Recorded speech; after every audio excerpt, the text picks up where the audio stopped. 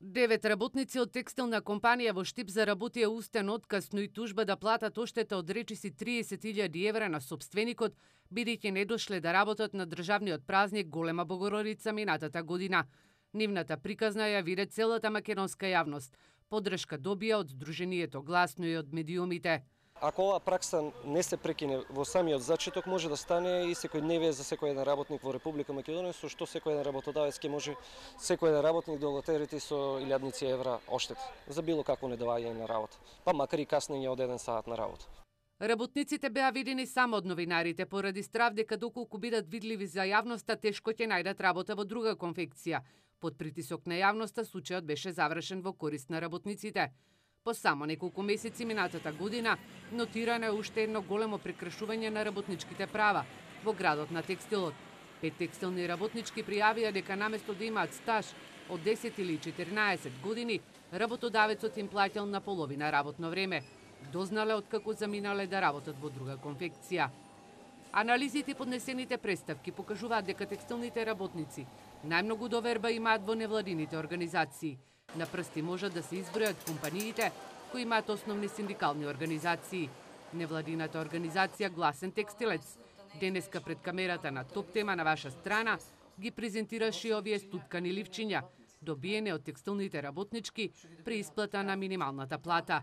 На нив е напишана бројката 12.120, а е користена математичката операција со минус. Тоа е дека се исплаќа минималната плата, меѓутоа подоцна работниците се приморани во канцеларијата на газдата да вратат дел од нивната плата, како например што е случајот со овие ливчиња од фирма во Кочани. Значи се дава плата од 12.120 денара и се кажува дека треба да се врати околу 4, 5, 3.000 денара. Она што останува, не знам дали е, мислам дека е колку една социјална помош во државата. Дали случајот е пријавен во надлежна инспекција?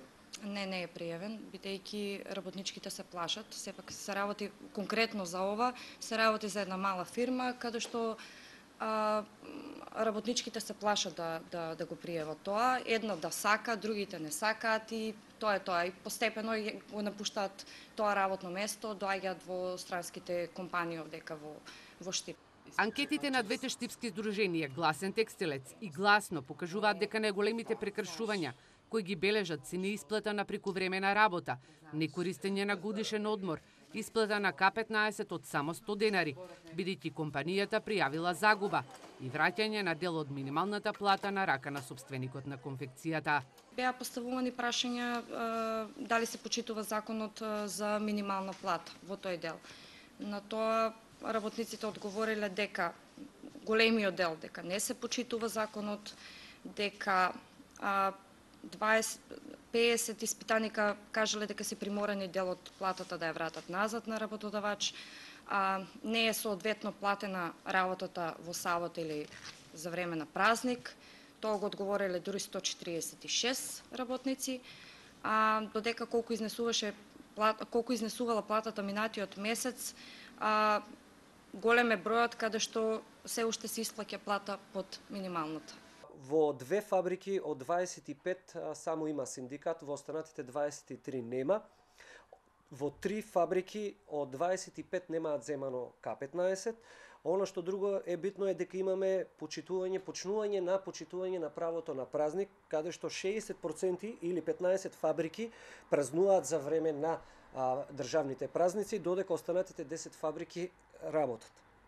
Исхрана во фабриките се уште нема и е еден од најголемите недостатоци и предизвикување за зголемување на продуктивноста на работниците е тоа дека само во 2 фабрики од 25 фабрики во истокот имаат исхрана. Во име на вработените говори граѓанскиот сектор, а пред камерите засега застануваат поранешни текстилни работнички. Ивана Грозданова на првата текстилијада во Штип, преку монодрамата Сонот на обесправените, презентираше како работниците работат во текстилните конфекции. Значи имаме неплатено боледување, имаме кратење на годишниот одмор, недавање на К15.